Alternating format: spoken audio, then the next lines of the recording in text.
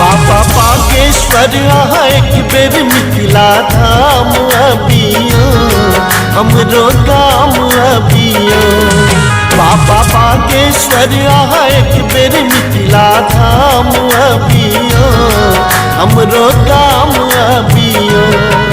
नवटोली पश्चिम वासी के भाग जगबियो हमरो गाम अबियो। बाबा बागेश्वर एक बेर मिथिला धाम अबियो हमरो गाम अबियो।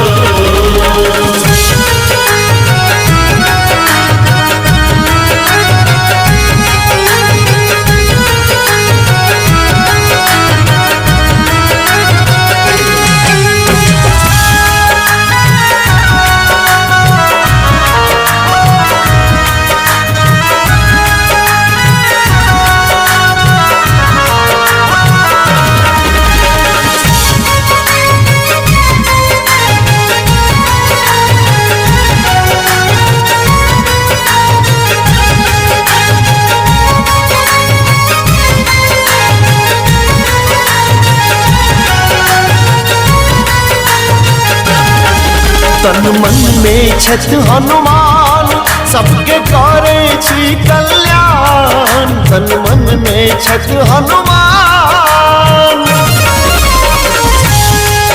तन मन में छठ हनुमान सबके करे छठ कल्याण। एही धर्म ध्वजा के अहिना सरकार ठहरबियो हमरो गाम अबियो। बाबा बागेश्वर एक बेर मिथिला धाम अबियो हमरो गाम अबियो। बाबा बागेश्वर एक बेर मिथिला धाम अबियो हमरो गाम अबियो।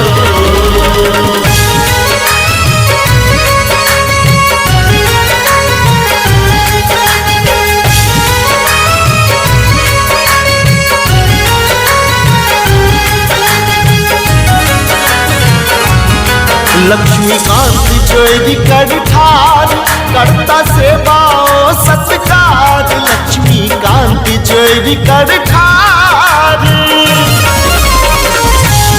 लक्ष्मीकांत जोड़ी कर ठार करता सेवा सत्कार। मिथिला के नामी पान मखानक भोग लगबियो हमरो गाम अबियो।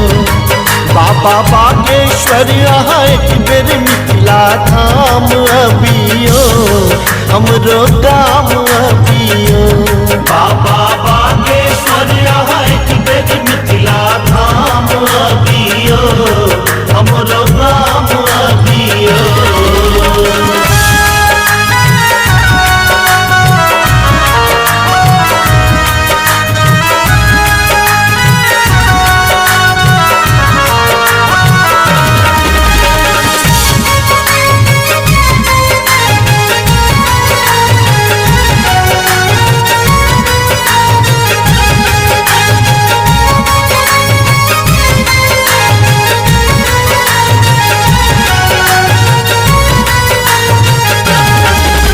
धन्य गरीबक वास दर्शन देव से अछि विश्वास।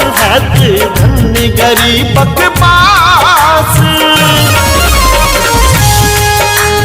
धन्य गरीबक वास दर्शन देव से अछि विश्वास। राम बाबू कहैया सनातन के मान बढ़बियो हमरो गाम अबियो। बाबा बागेश्वर एक बेर मिथिला धाम अबियो हमरो गाम अबियो। बाबा बागेश्वर एक बेर मिथिला धाम अबियो हमरो गाम अबियो। नवटोली पश्चिम वासी के भाग जगबियो हमरो गाम अबियो।